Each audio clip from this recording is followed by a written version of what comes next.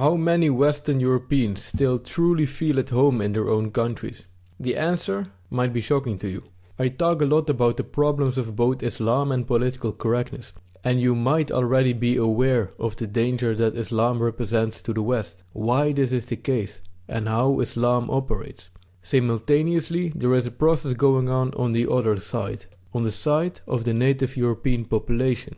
In this video, I will explain you why this is the case and how this works. A very important term is the word oikos. The ancient Greek word oikos roughly refers to the own home environment. It can refer to a wide range of concepts, among which the family, the family's property, the house, and the overall public space. Throughout human history, people had an oikos that made them feel at home. In ancient Greece, the people were surrounded by their own home environment, so to speak, consisting of their own architecture, their own people, their own art, their own language, and their own style of clothing. Roughly speaking, their own culture in all its glory. As you can see, civilizations usually had a very distinct look and feel to them. The Chinese felt at home in China, the Romans felt at home in Rome, the Indians felt at home in India, and the Greeks felt at home in Greece. What was the case for ancient civilization also is the case for different nations that are actually a part of the same civilization.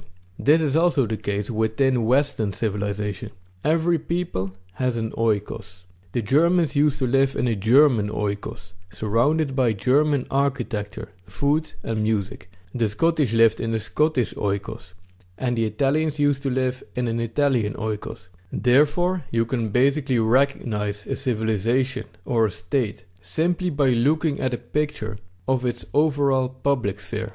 Well, today in 2017, recognizing a European country by the look of its public sphere has become incredibly difficult. For example, what country is this? It's London. What continent is this?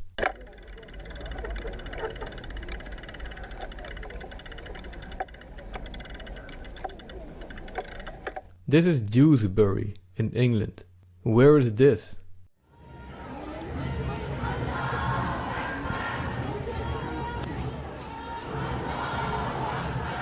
Apparently this is the Netherlands. I couldn't even recognize it myself. So what does it do to people to see their oikos destroyed? In order to elaborate what this is like to many people in the Netherlands, I'd like to translate a part of an email I recently received. It scares me when I see how fast my city has changed. I've been worrying about this for quite some time, but what happened recently has changed the way I view the current situation.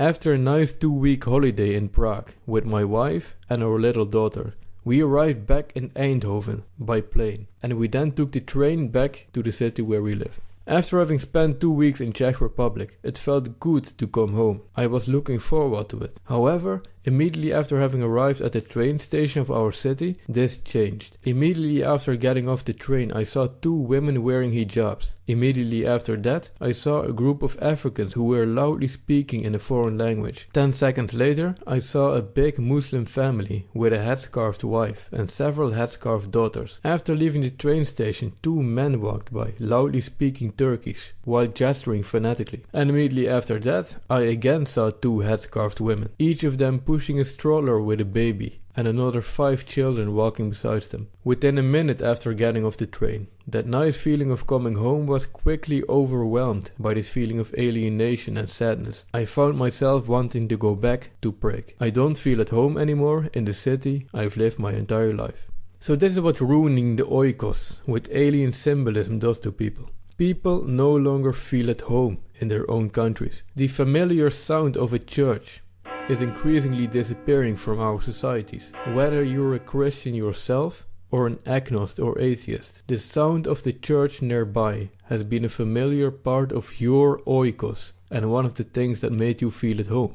Now, your oikos is being dominated by unfamiliar, non-Western elements. It makes no sense historically, culturally, or spiritually. Islamic headscarves, mosques, and even the sound of an Islamic call to prayer.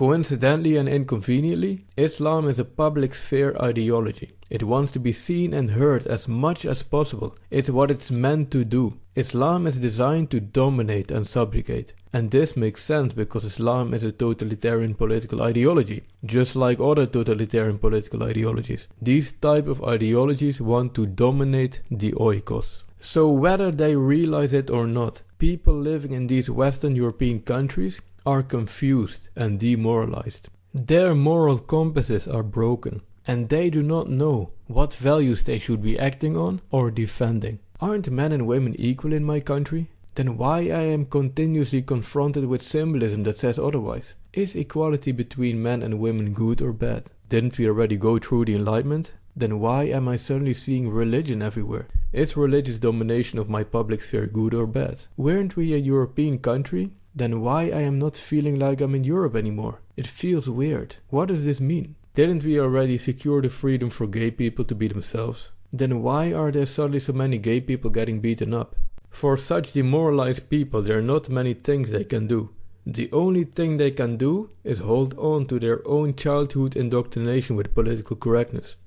Tolerance. We should be tolerant, because according to the ideology of political correctness, tolerance is the highest virtue. Forget about honesty and courage and strength and all these classical virtues.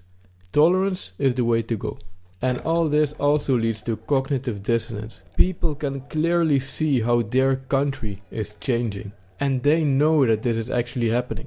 They know that this is real. But then they've been taught at school to be tolerant. And the media continuously tells them that what they're seeing isn't true.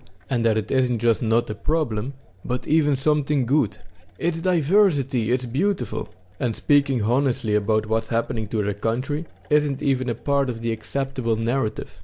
Having a negative opinion about it is even considered to be some kind of disease, xenophobia or Islamophobia.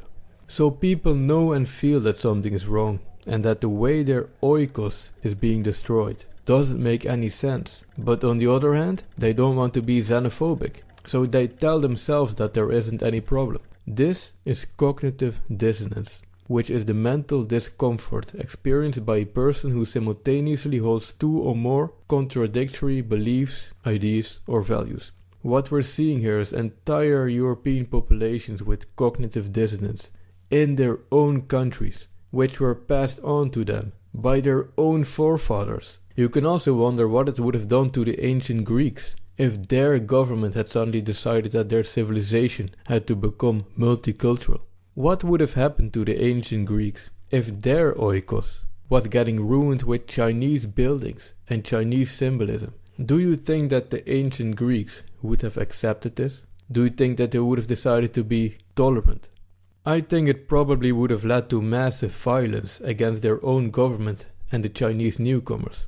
And what do you think would happen if the current government of Egypt were to decide that the country needed to become multicultural, allowing 1 million Russian Christians to migrate to Egypt, changing the Egyptian oikos with churches and Christian symbolism and sounds? It would probably lead to massive violence. رجع الامور لنصابها والا هتلاقي الجموع دي كلها هتفجر مصر. انت اللي بتعمل حرب اهليه بين مصر بين المسلمين وغير المسلمين. Now, I'm absolutely not saying that I support any kind of violence, but I do think that the current trend is highly dangerous. Even though entire populations are indoctrinated with political correctness, believing that tolerance is the highest virtue, there's going to be a certain point when people won't accept this anymore. I think this process has already started, and it is getting worse every year. This doesn't mean that people are xenophobic, racist, or that there's anything wrong with them. People generally love to travel and explore parts of the world that they don't know, and experience the culture, taste the food, and listen to the music. But people also want a safe and familiar home environment that they can feel home in, an oikos. Every people has the right to a place they call home. People might want to visit Marrakesh, but that doesn't mean that they want their own home environment to turn into Marrakesh. If this were to happen, people will want to move away from it. You can already see so-called white flight happening in certain neighborhoods in the UK and in the Netherlands. Native Dutch people do not want to live in the Schilderswijk or Amsterdam New West anymore.